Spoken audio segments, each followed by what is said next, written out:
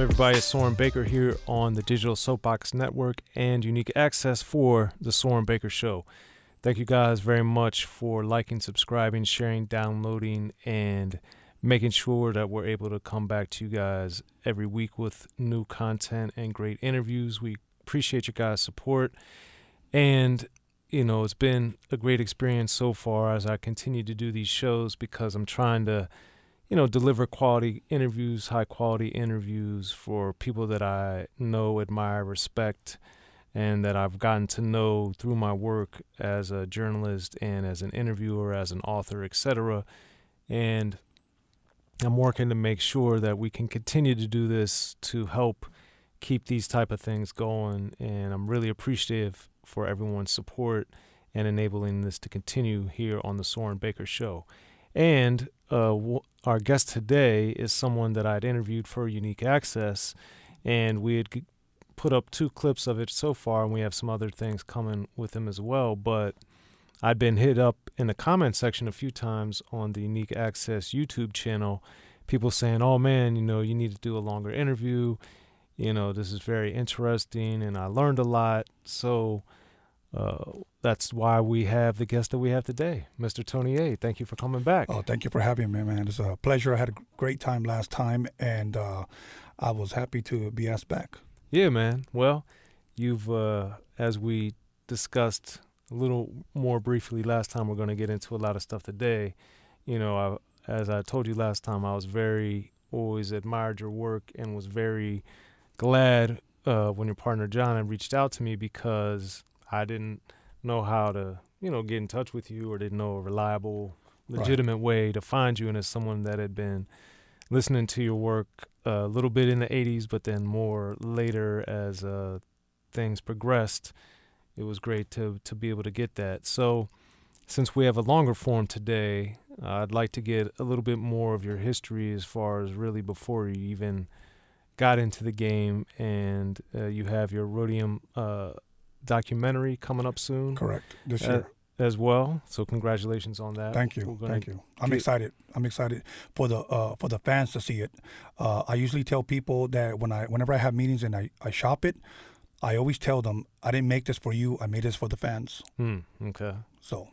Well, there it is. Now, one thing that's interesting is I hadn't seen before we met, and I interviewed you a while ago, I hadn't really seen that many interviews with you, about you, for you, etc. But now there's been more. So what made you decide to start doing more interviews? About 4 years ago, I should say maybe going on 5 now, Steve Yano, whom I made the documentary about, the Rhodium Mixtape documentary, the life about Steve Yano, if you will, at the swap meet vendor from the city of Whittier. He passed away, and I began to share stories with my son about him, how he changed my life, how he gave me my first job at 11 years old, selling records at the Vermont swap meet in the city of Gardena. So I had been selling records for a long time, so I shared the stories, how he introduced me to Dr. Dre, Eazy-E, Sir Jinx, etc. And I told him I want to do something so that his name and life will not get lost in West Coast hip-hop history. And he said something which kind of shocked me, He said, well, Dad, why don't you tell these stories? All these stories I think you told me are amazing, because up to that point, I wasn't doing any interviews.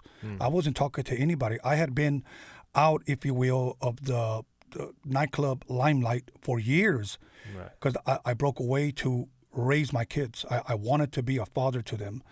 So what happened was, when I shared all these stories, he said, I wouldn't want your name to get lost in history either. Right. And that kind of woke me up. And then that's when I said, okay, what do you want me to say? He goes, the same, everything you just told me. He goes, I never knew that you knew Ice Cube, that Ice Cube came to your house here in Wilmington. I didn't know that Joyride gave you a ride home and would give you, pointers on, the drum machine, mixtapes, etc. So that's pretty much what encouraged me to step up and to share, because whenever I do open my mouth and I share these stories with people, they get really intrigued, and I get kind of surprised, because I'm thinking, man, I could have took this to the grave with me and not cared. Right. But I'm more or less sharing for Steve's sake, if you will. So. Okay. And what do you think, what makes this so important to you? As weird as this may sound, first of all, because I love the dude. I him and his wife, Susan. Second, because I do believe that he was very, very instrumental in helping a lot of these people's careers just from the swap meet. I don't think he ever did it to receive anything back. I just think he did it because they were friends, you know. And, he helped guys like Dre, the whole NWA camp, Michelet, JJ Fad, and quoting Arabian Prince. This is what Arabian Prince said when I spoke to him last. He said, the NWA music hit the Rodeo Swap Meet mixtapes first because in my eyes and in his eyes, that was the testing ground of what's going to work. I remember Steve playing some music that Steve gave, Dre gave Steve a tape of some of the songs. LA's the Place, Fat Girl on My Jock, Boys in the Hood. Steve said, I'm going to play Boys in the Hood, Dre. And I was there at the stand at the Rhodium. He goes, and I want you to look at the reaction of the people. And he played it. All of a sudden, it started coming in. Who's that? What's that? Because they had never heard anything like it. Right. But I remember they were trying to push Fat Girl on My Jock, LA's the Place. And I'll be honest with you, as much as I love those guys, I thought that shit was whack.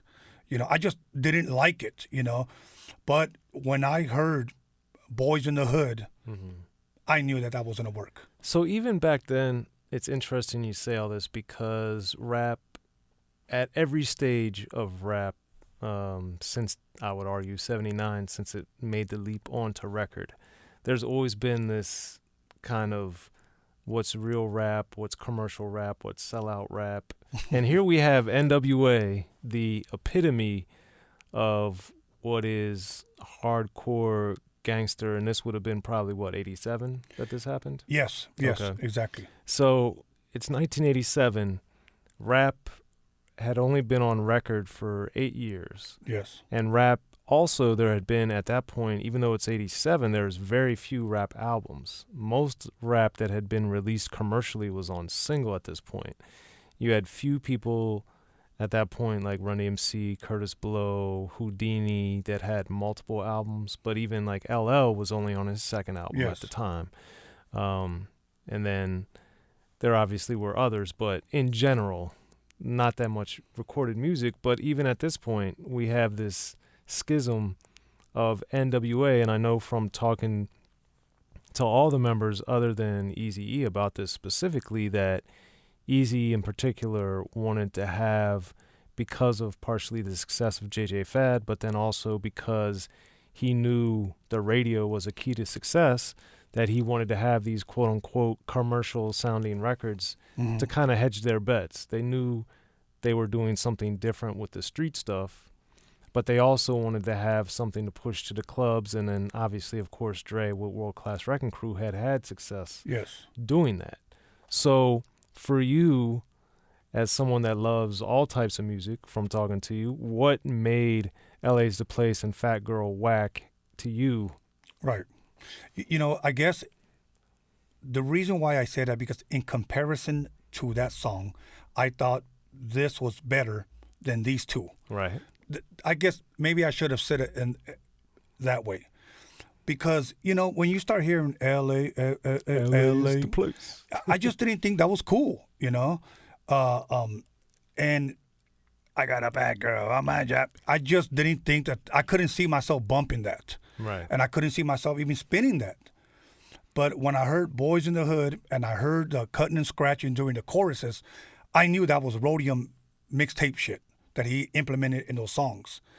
And being a DJ, hearing out, yo man, I'm like, that's my type of shit. So I guess that's why, in comparison to Boys in the Hood, I just didn't think those songs compared. Well, I would agree, and I think over time we've seen that of the three, Boys in the Hood's by far the most popular. But I thought in 87, this is also, we'd seen with Dana Dane and UTFO, and some artists had a little bit of the humor in their music. And then, of course, Biz Markie was about to get really popular.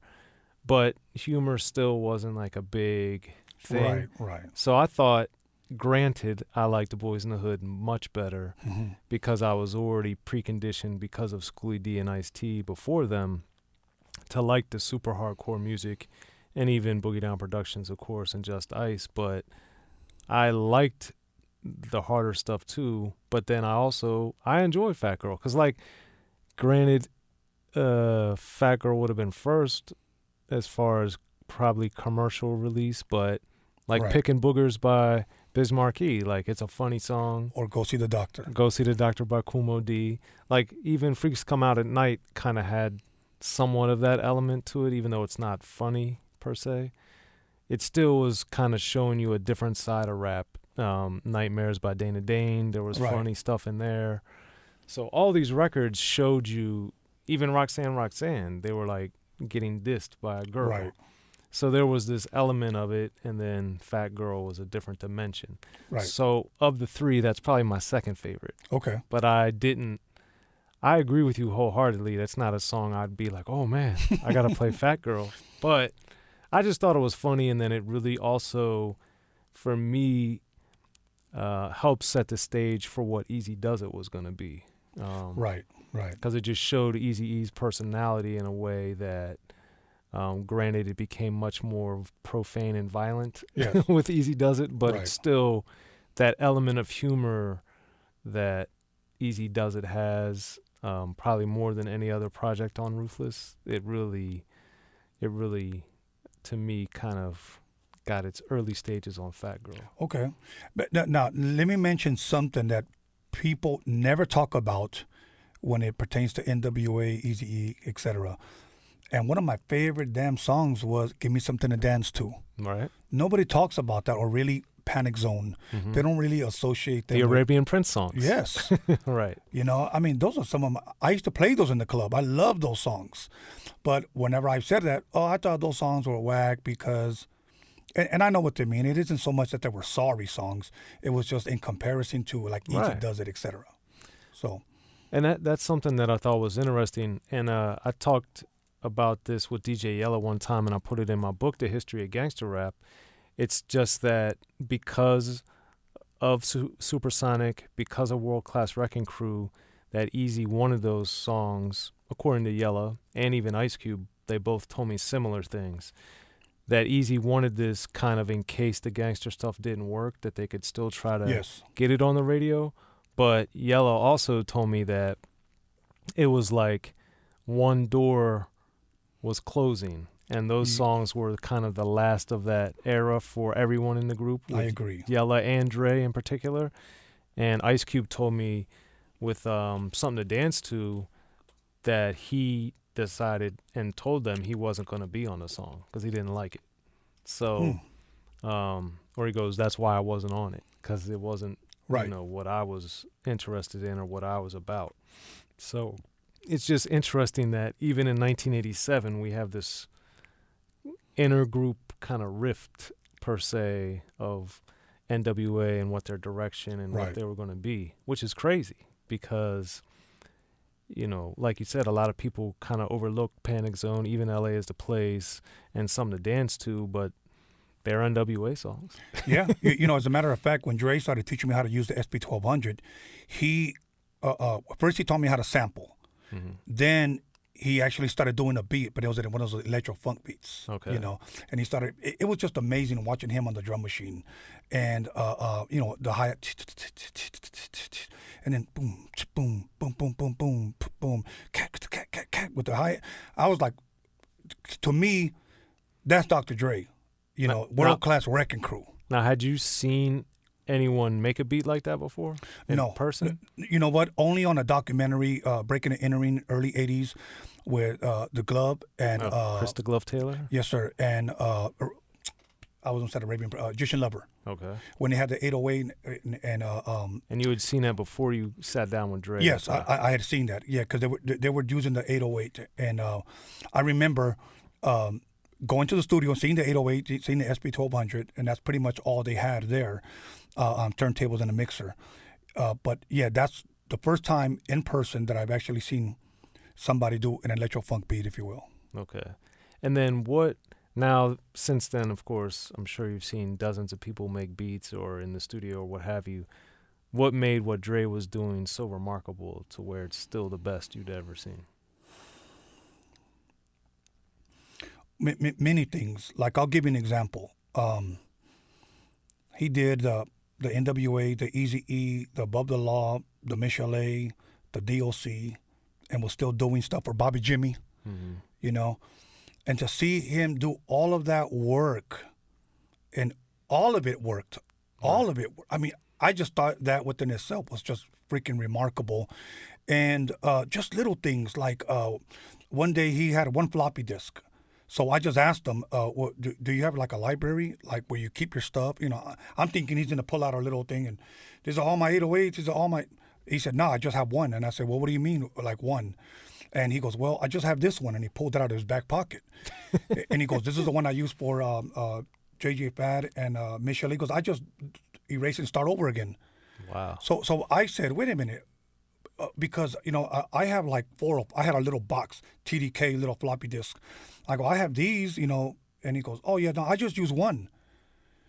And I was like, well, on that Funky Worm, you know, on the Dope Man song, like, did you sample it? Because I know you told me the SB12 only has 10 seconds with sampling time, and that's like 4 bars. Right. You know, and he said, no, I just wrote it. He goes, I just told Donovan, go ahead, and I wrote it all the way through, both times. You know, and I was like, what the hell? Like, you know, a lot of people have so much sophisticated equipment today. We have so much sampling time today. We have better equipment today. And I still think that what he did then, which so much less than what people have today, was still better. Yeah. Well, I think that's why those songs still get played today. Yes, yes. And it's also why, and something I wanted to talk in detail with you about, but I remember the Ruthless records, basically all those ones you were just mentioning, especially Easy Does It and Straight Outta Compton in particular, but just the cinematicness to it, and I think several records on Scanless had this High C Scanless that did with High C, that they have this cinematic element of it because of the sound effects, the sampling, whether it's sampling a rap record or just a comedy record or whatever the source was, but bringing in all these different voices in the chorus or just responding to the rapper or whatever. Right. That it just showed kind of the innovation and the ingenuity that Dre and others that did similar type of things in that era were doing, that I think is remarkable, and something that you did with High C on Scanless on several records as well. And I wanted to get from you, what do you think when we lost, you know, the Bomb Squad, of course, were primary practitioners of that as well, but to you, what happened to rap, or what did rap lose when that became cost prohibitive to do because of sampling?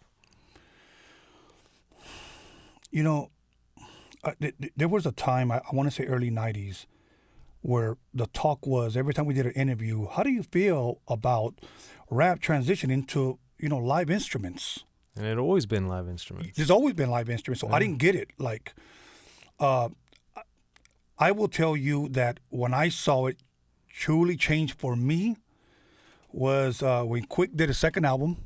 Okay, Way Too Funky. Way Too Funky, and he toured with the live band. And after a couple of shows, there was kids that were just looking like they didn't know what they were really looking at. Okay. You know, and I remember Greedy Greg, the manager, pretty much just said, man, we need to keep it pretty much hip-hop because I think this is taken away from the culture, and these kids ain't ready for that yet. So I believe I love sampling. I really do. Creative sampling. Right. Cutting, scratching, sometimes choruses made out of cutting and scratching. But I would say in the early 90s, that's when I saw music truly change, because so many people wanted big money for their samples, as you know, as they should. You know, of course, James Brown was being raped, you know. Yeah. And he and Parliament Funkadelic are probably the two. Yeah. Yeah. And as a matter of fact, people keep telling me, even today, don't sample anything from Parliament. they'll come after you. Right. When we sampled I'm Your Puppet, I remember that was like $5,000. Wow. When we sampled Sitting in the Park, it was just a 4-bar loop. That was another $5,000. So back then we thought it was a lot, and then we did the video, $25,000, which, I thought it was a sorry ass video, but we did it at the Rhodium. And the sampling for me just started costing a lot, and I think that's when people decided, let's just go live, and I think that's where music at least changed for me. Because my favorite record that implemented that the most, probably on Scanless, was Jack Move. Yes. And that one, to me, showed how it could be done at the highest level with all these different sounds, samples, and everything coming in to really accentuate and make the song better, doing something beyond a normal loop or beyond just having high C rap. So what do you remember about crafting all the layers of that record? I remember that really, really well, because I remember Steve used to always tell me, if we're going to sample something, we got to hide it so we don't have to pay for it. Okay. So I remember at that time, it was only me and Joyride that had the Ultimate Breaks and Beats. So he said, find stuff there. So I found a bottom beat, and I just looped it, 1 bar bottom beat. It was just drums and a snare. And then I remember I found another record that went, ba-dum. So I liked it, sampled it, ba-dum, ba-dum. So I said, okay, it needs something else. So I added a triangle. Ding, ding, ding, ding, ding, ding. So Steve was like, yeah, just keep building it. I found Genius of Love. Remember? And then the beat comes in. I just took that, and it just started coming together like that. So High C started freestyling it. And then when we got to the studio, I was always humming a bass line. Okay. So I told this guy, Mike Sims, who would play all the bass and guitar for those guys, if Stan wasn't doing it for NWA, and he was like, and then in the chorus, I liked the Isley Brothers record, but we didn't want to sample it, so we had him play a different bass line just for the chorus, while I did, I shot to it too short. Right. Now, the reason why we did that, because High C at that time didn't like Too Short. So he said, let's diss him on the chorus. Wait, why did he not like Too Short? I have no idea. He never told me, but I will say this. In 1992, we went to the Gavin Convention in San Francisco, and we saw Too Short, and Too Short saw him. High C went up to him and apologized to him. So, and then we were into DJ Fuse's house. The only time I really... DJ Fuse from Digital Underground. And yes. Raw Fusion. Yes. Your label mates. Yes. DJ Fuse, Money B was there, and actually that's when I met Tupac. He was about maybe 19 years old at the time. Okay. And it's funny, we all took pictures, and he's the only one that didn't get in. But anyways, I said that because we gave 12 inches to DJ Fuse. Him being a DJ, he listened to him. The next day when he saw us, he came up to High C and goes, hey, man. He goes, what's up with all this shit? A nigga from Oakland trying to roll through Compton. And High C didn't know what to say. Wow.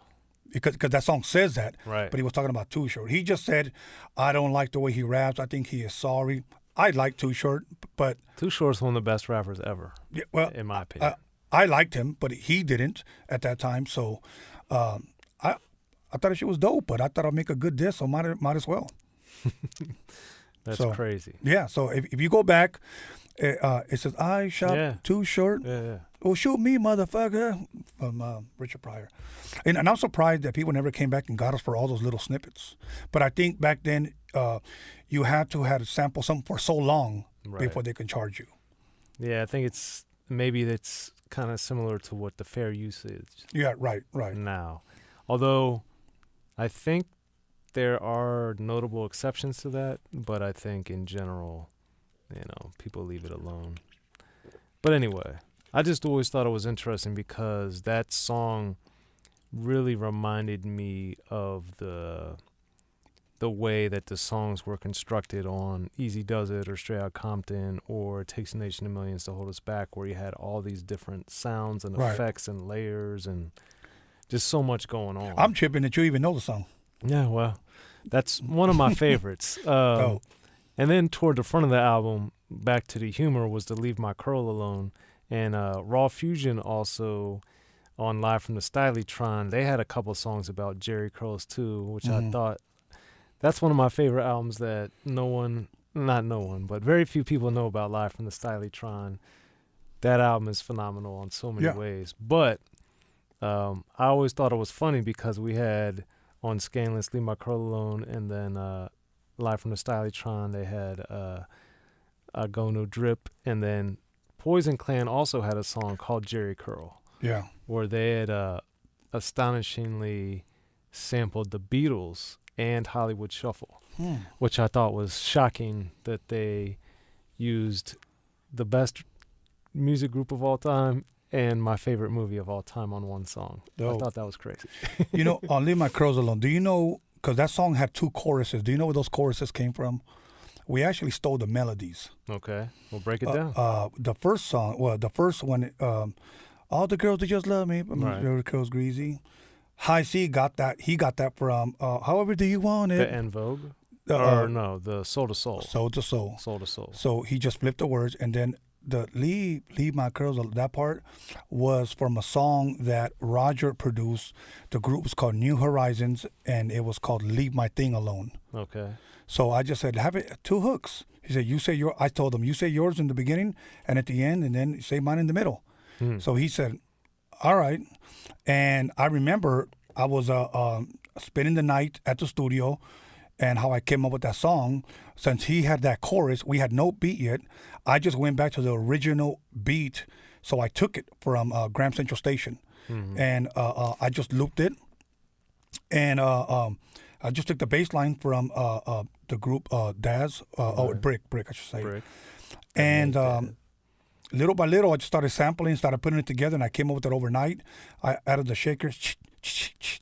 He came down and goes, play it, and he freaking loved it. And I remember Quik gave me listening to it, and he was like, that shit was dope right there, man. He hadn't heard the lyrics. Okay. And I told High C, have Second to None on the chorus. And he was like, all right, I'll ask him. When they came, I'll be honest with you, to me, that's what made that song come to life. I was like, oh shit, I came up with that beat. That's just dope. Like I loved it. I loved it, man.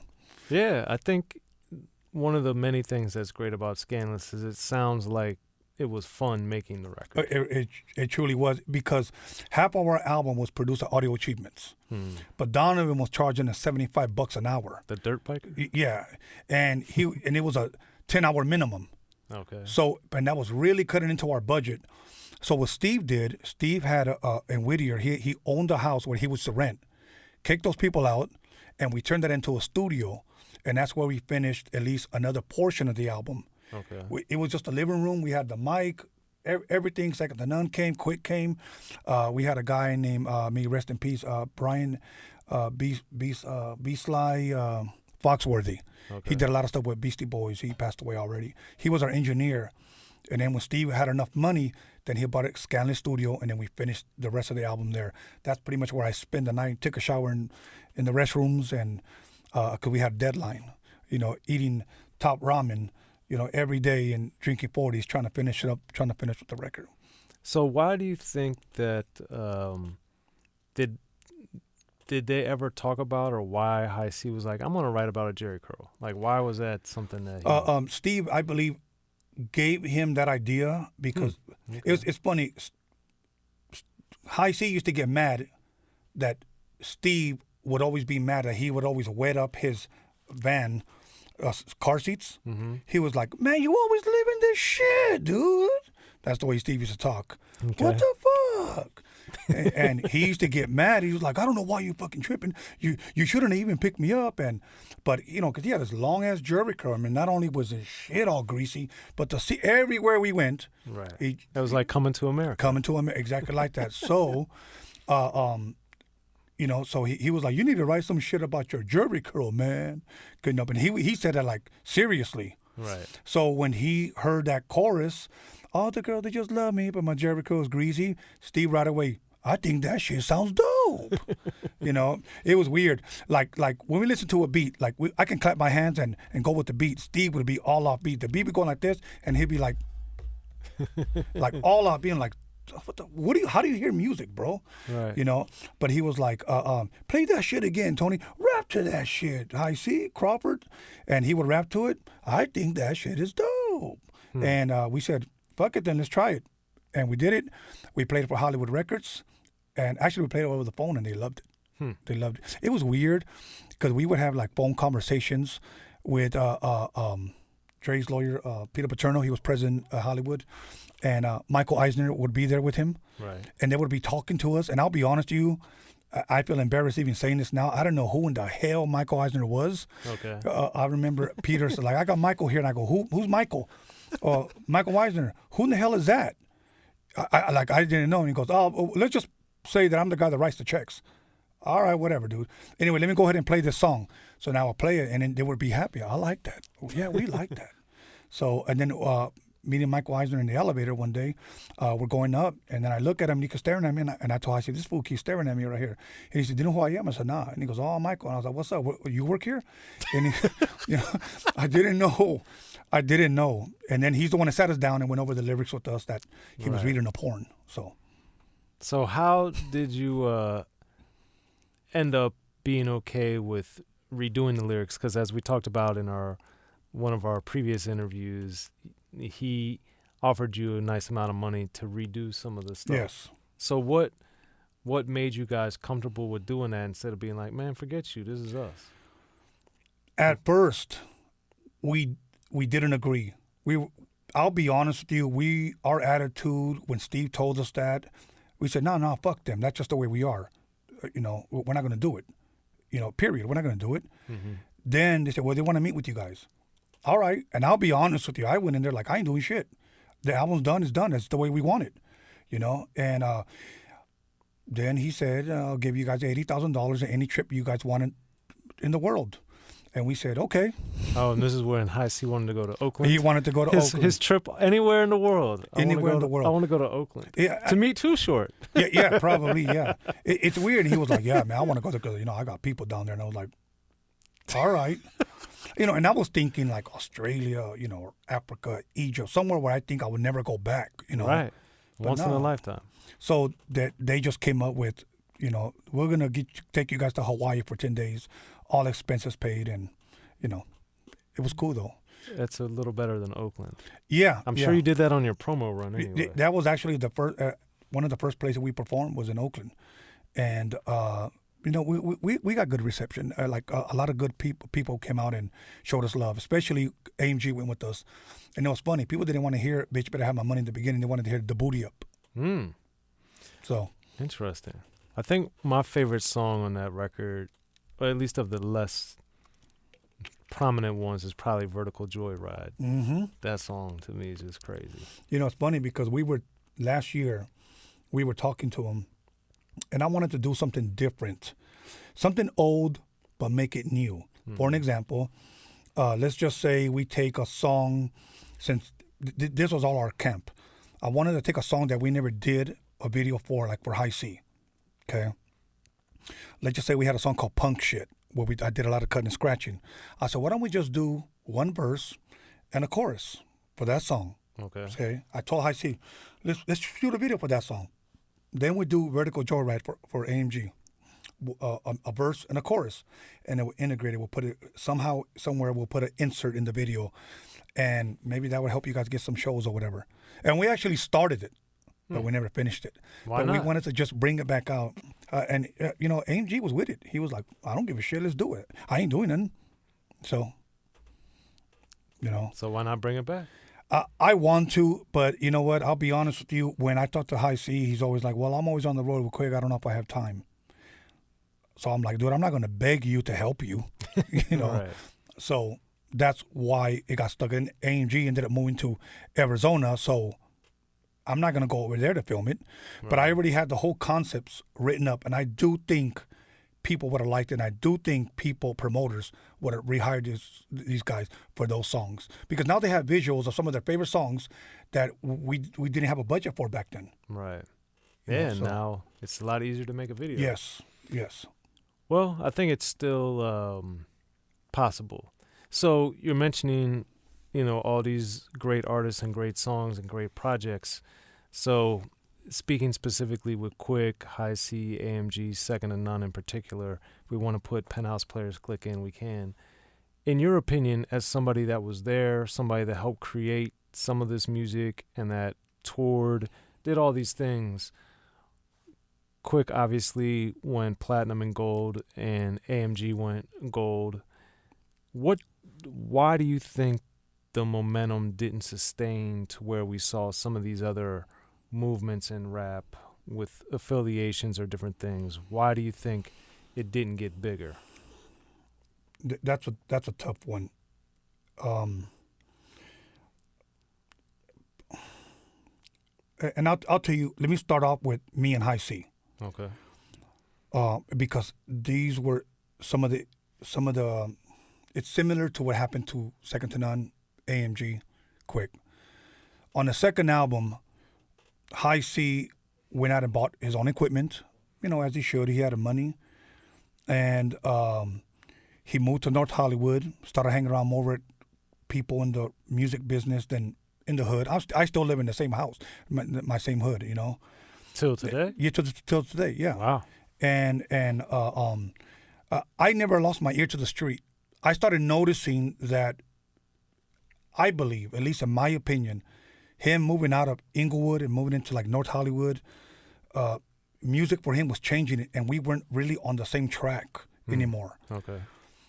Then he told the record label, now, this is what the record label told me. I never heard it come from his mouth. He doesn't want you in the group anymore. That's pretty much what they said. He wants to produce his own record. Okay. And I'll be honest with you, I saw it coming. And Steve saw it coming. And we think it was inevitable that he just wanted to keep everything to himself. Again, that was for the second album. So Rachel Matthews, who was our A&R, told me, would you just step aside and let them do it? We're still going to give you work. We got plenty of work here. They had just signed Queen. They needed like remixes and stuff. So I said, sure, no problem. And she actually kept me posted with what was going on. They gave them a budget. Of course, it was more than the first one. The first one we got over 140. I think the second one was like 200. Okay. And she called me up like 6 months into the project, and she said, it's not going to work. We need you to come back. What would you take for 6 tracks? And I said, well, I'm going to let you talk to Steve. I said, because, I don't have a number. And what happened? And she said, he spent all the money producing this record, and we really don't like any of it. Wow. Now, those were her words, okay? And, man, I'll be honest with you, I didn't want to. I didn't want to because I felt, and this is probably the first time I remember saying this in an interview, I created this. I started this from the Rhodium Swamp Meet mixtapes. Right. I had Dre, Easy, and those guys rapping on my mixtape. I didn't even know High C at the time. I let him come rap on my mixtapes because he asked. I said, okay, fine. Dre and them go on tour. I need somebody to rap on my mixtapes. They come looking for Tony A. Who did this? Are you Tony? Yes. Who's the guy rapping? I said, okay, cool. So they signed us from something that I had started at the Swamp Meet. And for somebody to say, I don't want you in this anymore, I really took offense to that, man. I really did. And even my family did, but I never told him that. I just pretty much stood quiet. So I went in there and I just said, I'll do it for $60,000. And here's what I said. And I want to sell my writers. I want to sell my publishing and everything. So I want another check. Mm-hmm. And they did. They did. I said, because I went in there not believing in this project. And then they asked me why. And I said, because there's no chemistry. I said, dude, look, I'm going to say something that is going to sound kind of weird. I said, but we had one bed in the studio. Me and him used to share that bed. And we used to get up when we had ideas. I used to warm him up, his cup of noodles, and so he can write and I can produce. And there was chemistry there. And there was love when we made that record. We had fun. I said, in this one, I don't even want him in there when I lay down the beats. And it was that kind of blood. Now, fast forward to today, it's nothing like that, okay? But during that time, that's the way I felt. And then the first single was "Got It Like That." That was my first. That was my single. Actually, that one was replayed over again because what I really did, I sampled Mr. Big Stuff, that oldie song. Who do you think you are? And let me tell you something. Everybody that heard it loved it, and they thought that song could have really have blown up for him. But they didn't like his lyrics, and he didn't like that. He wanted to call him Mr. Big Nuts, and I was like, no, dude, no. No. So they told me, okay, plus we can't even clear the sample. They want too much. Right. So I said, okay. So then I knew Dre was already using the Moog, so I rented a Moog and had one of my boys come in and play it. And, that was a song, "Got It Like That." I get called the night before. I remember I'm getting ready to go to bed. And Steve calls me and he tells me, "Hey, man, I just got to tell you, bro, because I feel really, really bad." And I said, "What's that?" He goes, "They're shooting the video tomorrow, man, and it's your song. And want to know if you just want, I just want to invite you." Did High C call you? I go, "I haven't heard from High C in months." And he goes, "Well, they're shooting the video in Encino. They got a mansion, and, it's not going to be the Hughes brothers anymore. He got somebody else." All right. And I showed up, and I got my little cameo part in there, but that was it. So how and when did you work past your differences? It took years, honestly. And some of those similar stories happened, which I'm not really going to get into detail with Second to None and with Quik, MG and with Quik. And there were those type of differences, and everything pretty much just stopped. Okay. I truly do believe, and this is just me, so many people have told us, you guys were that new, if you will, NWA. There was the NWA, and then there was this crew. They used to call it the Scandalous Crew. Why? I don't know. Maybe because of our Scandalous album cover. But it was Quik, Second to None, AMG, High C. You guys were that new one. Right. And then everything just stopped. And, I'm sure D&K could tell you their story. Sir AMG could tell you their story. But there was no reason why you should have stopped, man. Here's my thing, Soren. If I write this book with you, and it's successful, I'm not going to go behind your back and start telling people, well, I really, really wrote the majority of it. I could have done it really without him. And, and my thing is this, that if we ever break away and you're successful, I'm going to be happy as hell for you. Right. But I'm not going to go behind your back and have somebody tell you, Tony doesn't want you around anymore. Right. I actually think that's a little chicken right there. So, but it literally took years before we reconciled stuff. And it's funny because then when I brought it to his attention, he tried to act like he didn't know. And maybe he didn't. I don't know. Maybe he never really knew how I felt about it, So why do you think you didn't say something while it was happening? Because I'll be honest with you, I had anger issues. And I knew that my words would lead to actions, and I didn't want to go there. They say sometimes there are things that you say that will last a lifetime, even if you say later on you're sorry. I didn't want to say those. I didn't, and I was really, really upset, and Steve knew it. And he was upset too. And there was a couple of times where Steve would tell him, "Hey, man, all of this happened because of Tony. You need to know that." And, not to take nothing away from him, he has his own talent, but, this is how this project started. And there was no way that we should have ever went our separate ways, because we were signed for 7 albums. And I do believe that we could, yes, I do believe that we could have been more successful together. I do believe that. I just don't think maybe he was thinking right. I don't know. I think only he can answer that, but. And then how did that dissolution impact what your next moves were?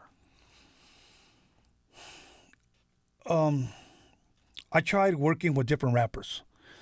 And let me say this for all producers out there that are listening, and I think we've all gone through it if you're a producer or even a manager. I could find a guy that I know is talented.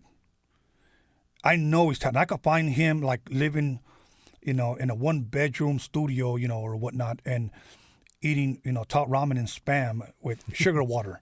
Right. Nothing. And I tell him, man, I think I could make something work because I had access to Hollywood Records, one of the biggest record labels in the world. Right. And every rapper that I work with, as soon as they started hearing some money coming in or that they could possibly get signed, their whole attitude changed.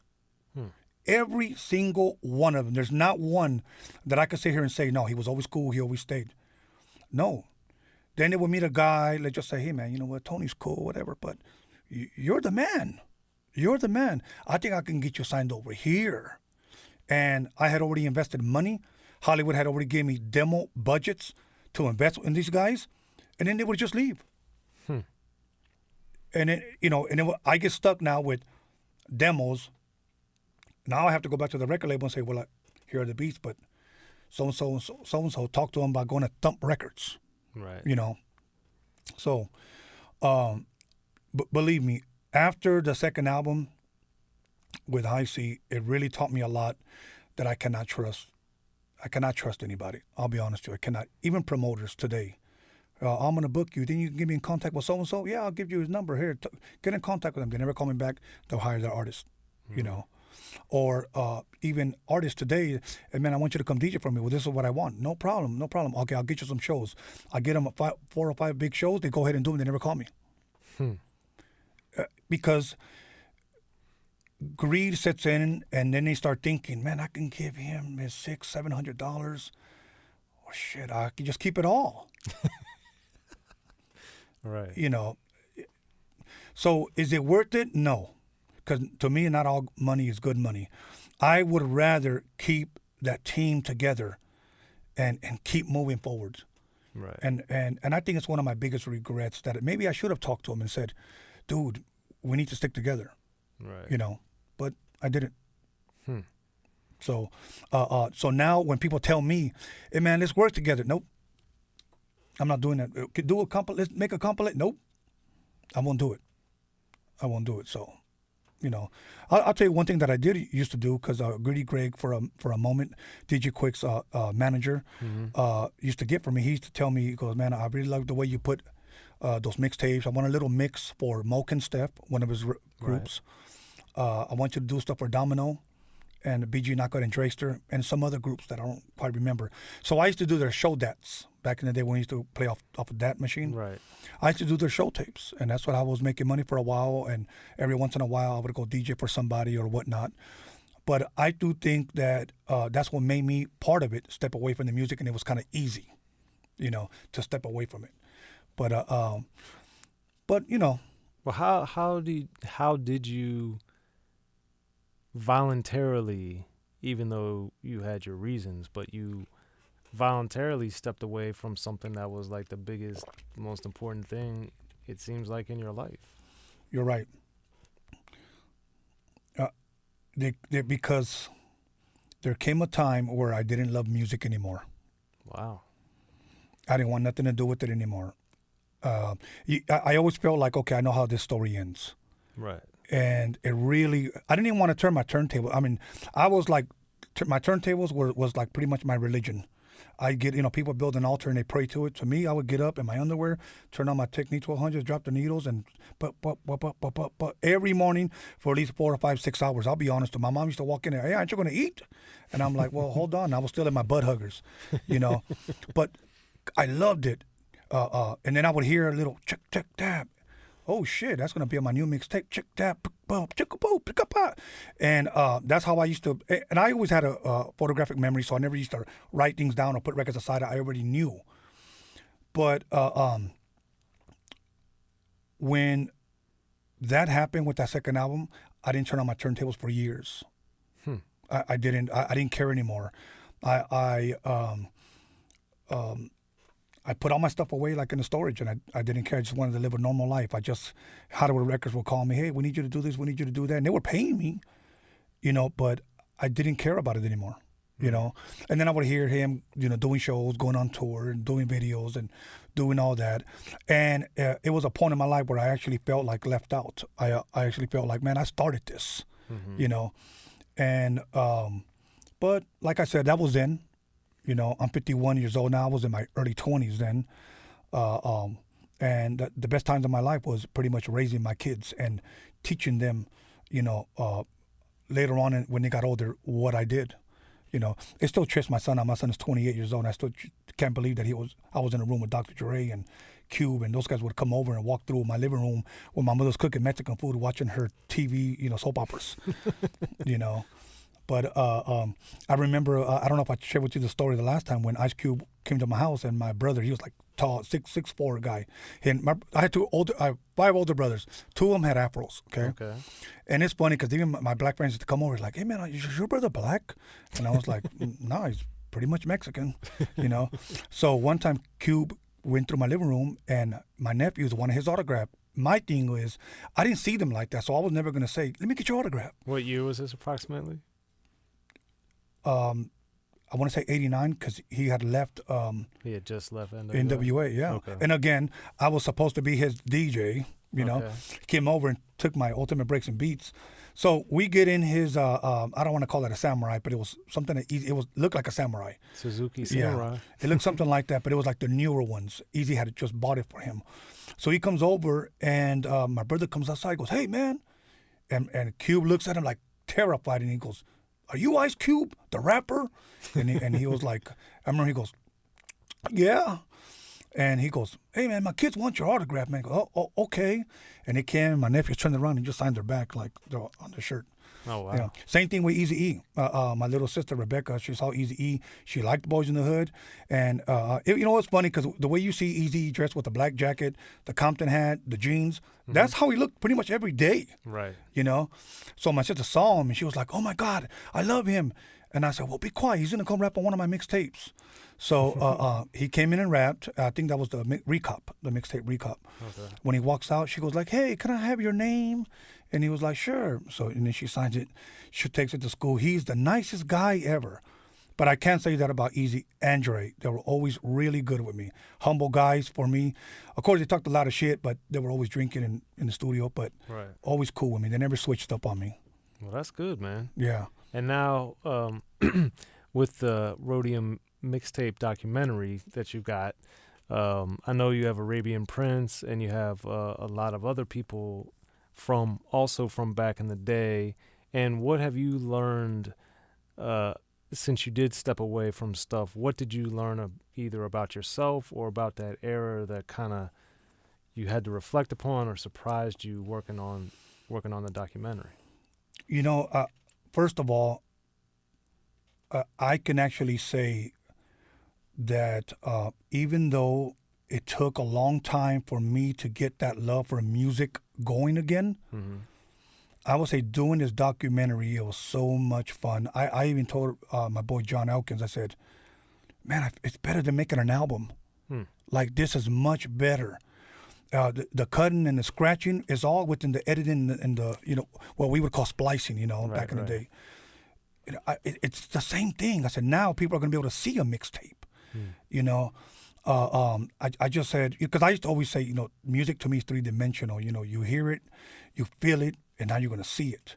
And to be able to have those guys and me interview them and ask them questions, you know, like from even a fan, you know, coming from a fan still, it was just amazing. I can say that I fell in love with music even more now, you know. And then I feel like I was reliving some of the 80s again, you know, talking to those guys, because talking to Arabian Prince, I just tell him when I first saw him at a nightclub, when I first saw him perform his songs, especially when I saw him with Bobby Jimmy, you know, and the Critters, and I go, I saw you at Grand Central Station in the early 80s, and he remembered. So we reminisce so much, and we caught all of that on tape and, well, on camera. But it was just an awesome time, and to be able to talk about Steve and the stories that Lonzo said, you know, I introduced Steve to Dr. Dre in this very same studio, you know, just those things, you know. And Steve used to take me to Lonzo's studio back in the days, and you know, I remember being a Wrecking Crew fan. I would say, where would Dre stand, or where would he, you know, set up the turntables? Well, we used to make our bootleg mixtapes, you know, or the bootleg mix trick records, crew cut records, and you know, right over here. And to me, I was like, wow. So talking about that and getting insight on something that I would have wanted to ask when I was younger, and getting it now, it really helped me fall in love with music and filming. It was just so much fun. To me, it's better than making a record. You know, I don't know if I would want to make another record, honestly. I don't know if I want to. I think I'll always implement music in whatever I do, but to go back and to be able to say, you know, let's make another album, I'd rather make visuals. I love it. And I think the documentary is going to introduce these mixtapes in that era to this new generation that wants to listen, that didn't know that this took place, and they're going to know that it was all started from a Japanese vendor from the city of Whittier named Steve and his wife Susan, and I was a part of it. And you know, I almost feel, Soren, honestly, that I have to tell the story myself and speak on it myself, because I don't see anybody ever mentioning my name. You know, I know guys, you know, that I DJ'd for. I did. And I'm not going to name them because we're good now. I did scratching on their songs, and I did their show tapes, and they recorded at my studio, and never, ever once mentioned my name for nothing. Nothing. And sometimes, I know this might be a controversial subject, but sometimes I think, and I say I think, not that I know, I think maybe because I'm Mexican, and I know that this is a black industry, you know, the hip-hop, the R&B, it's a black industry. And because earlier when I asked you that question, do people ever ask you, you know, what are you doing writing this book? Right, you know, right. I've had people tell me the same thing, you know. And when later on they find out what my history is, then they respect it. Okay. Will they ask you it, in what context? About making beats, about doing a documentary? Like, what do you mean? In the past, it was about my DJing. Like, what the hell do you know? I had a guy say, what the hell do you know? You're Mexican. You know? When I did my I had a rapper, which I will leave it unnamed, but I will say that the Hughes brothers wanted to open up a record label. I shot them demos, and they were going to sign one of their artists. The artist loved my music, so they called us both in to have a meeting. So I met with him outside, and you know, they both, Alan and Albert came out, oh, you met Tony. No, he's not here yet. That guy didn't know that I was Tony. So when then they bring him in, they both come out and tell this, flat out told me this. He wants to keep it all black, bro. So my beats, I guess, were good to him, but as soon as I found out that I wasn't black, it wasn't good enough. And, you know, I'll be honest with you, I kind of took offense to that because, you know, I don't know, you know, that's only a small portion of certain people, Right. you know, that have done that, because the rest have all shown me love. Well, I was about to say, you did have Dr. Dre and Ice Cube and Eazy-E coming over to your house. Yes. So at yes. the same time. And those guys, to me, are mega stars, and they treated me the best. Right. You know?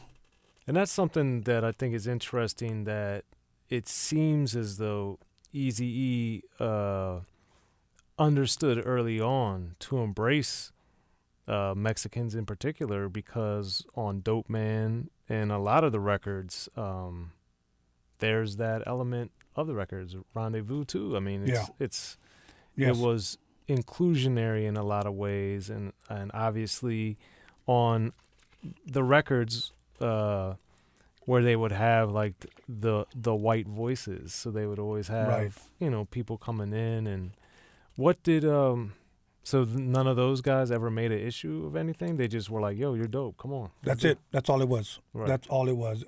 You know, to have a guy like Dr. Dre, again, I'm over here like in awe, because that's the world-class Wrecking Crew, and I'm watching him evolve, if you will, you know. And he tells me, he played me Above the Law beat. And he goes, what do you think? And I said, freaking amazing. He goes, what do you think it needs? And I said, maybe some little scratching, like a drum. And then he was like, and later on he went ahead and did it. I don't remember the name of the song, but it was on the record. I didn't tell him to do that. I didn't produce that. Well, it sounds like Untouchable. But, you know, but that's, you know, to ask me that, I just thought that was dope. Yeah. You know, because that's Dr. Dre. He don't need to ask me. Who the hell am I? You know, that's how I thought. You know, but and even Quik.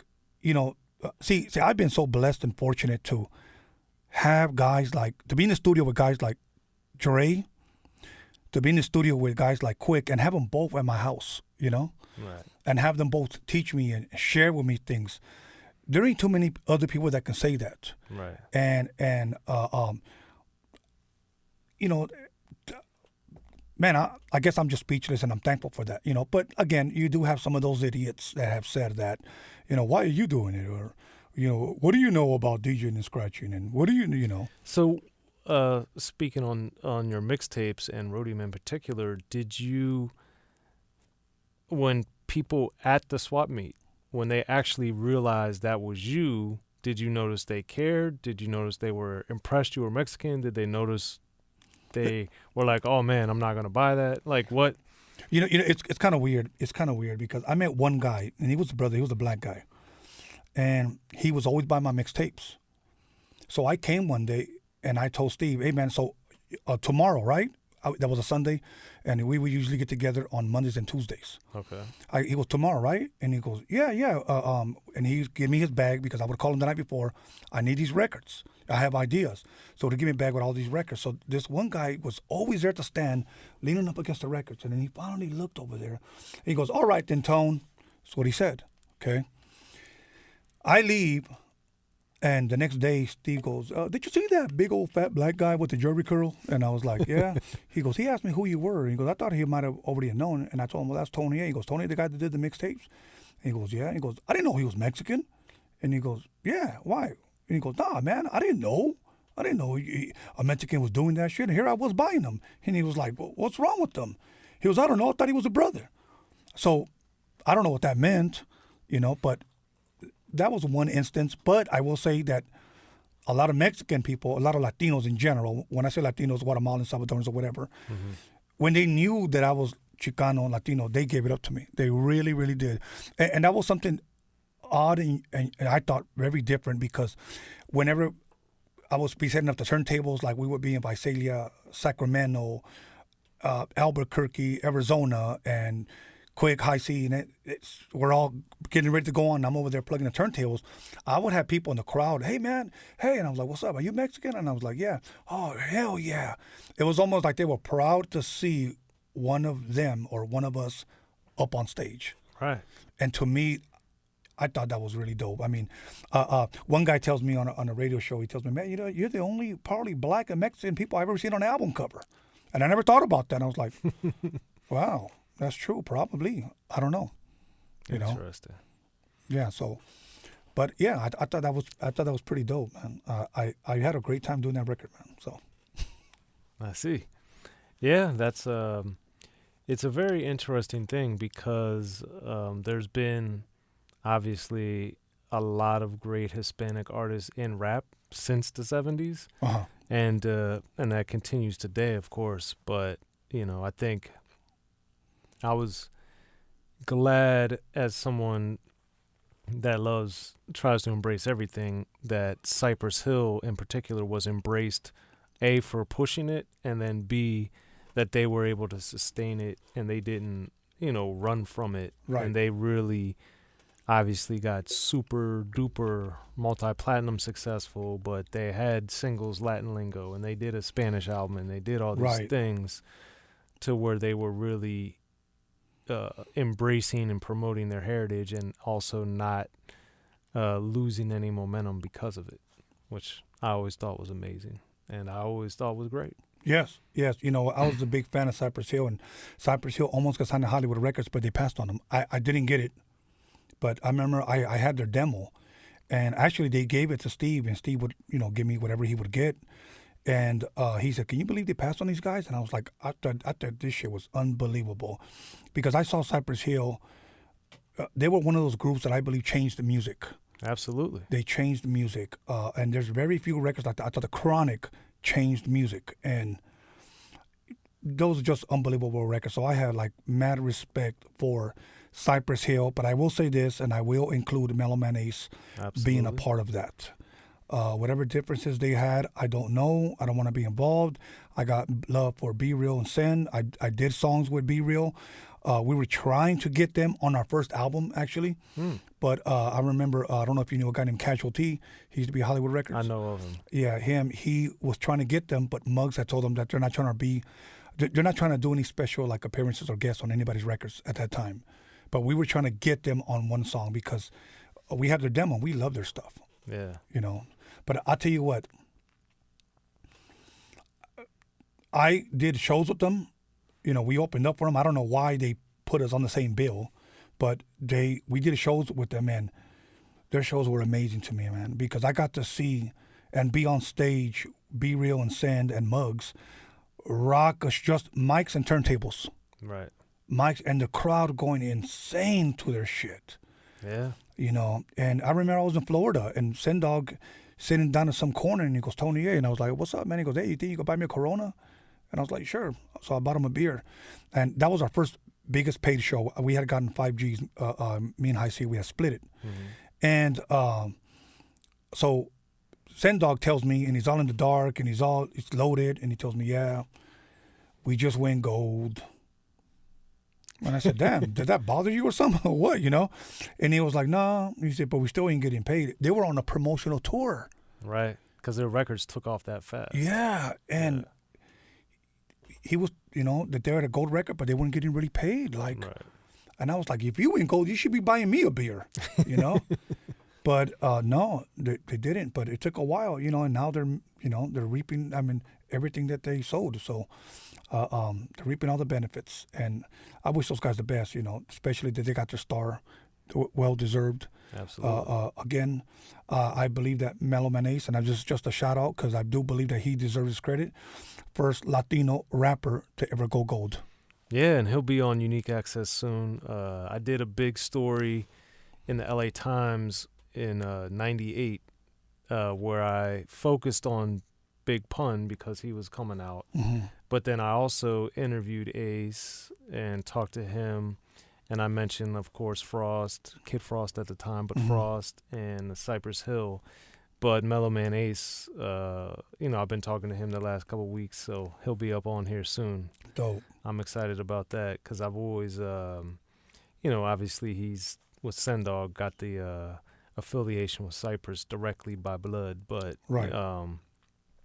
he's another one that I think doesn't get a lot of shine or recognition for being early on in the game and being very important.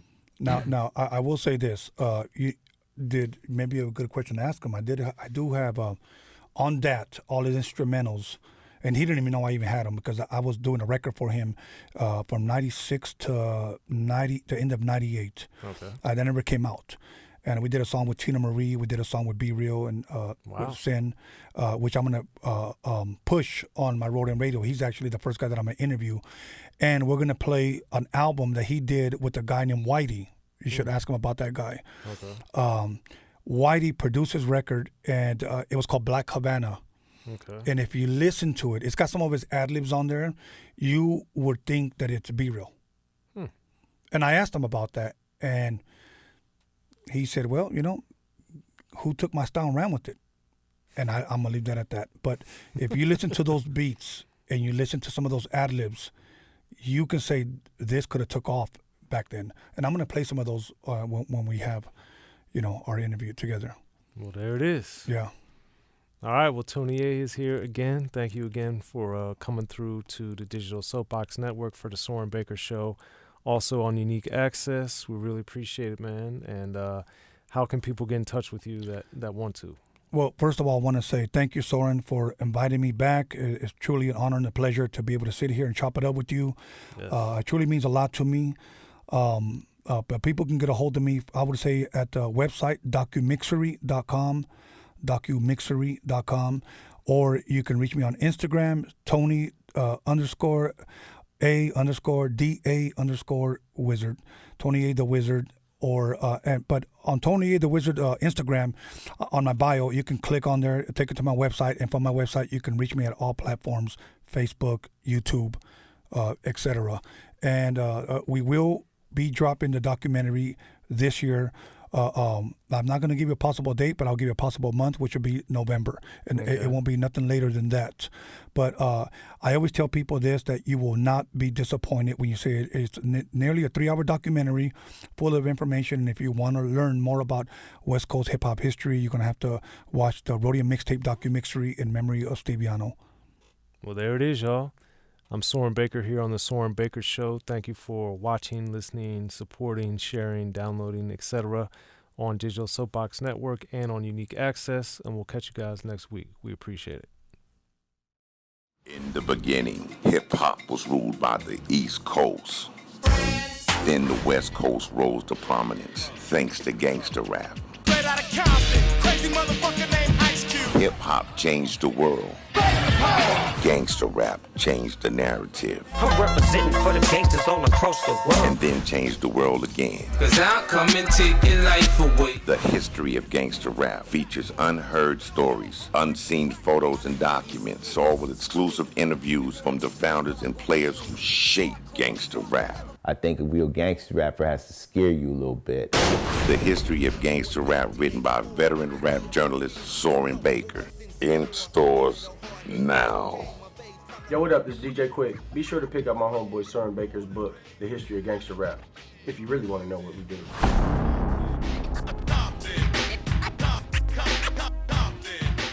Be sure to check out The History of Gangster Rap by Soren Baker. He's official. History of Gangster Rap features exclusive interviews with Ice-T, Snoop Dogg, MC Ren, the D.O.C, and dozens of others. The History of Gangster Rap, a definitive look at how Los Angeles changed rap forever. In Los Angeles, the streets definitely set the tone of the hip-hop music. At 19, I got a $50,000 car. My whole angle always was, I'll be street, but I will always tell you the horrors that go along with this life. There will be penalties and casualties for just wearing the wrong color in somebody's neighborhood. And once gangster rap made it from the streets to the TV, the genre exploded. With Fab 5 on Your MTV Raps with NWA. Yo MTV, it just catapulted us from being local heroes to national gangbang rappers. The history of gangster rap discusses it all from 1980 up till today. It's always gonna be shit happening in the streets. You know what I mean? So it's always gonna be something to talk about. The history of gangster rap in stores now.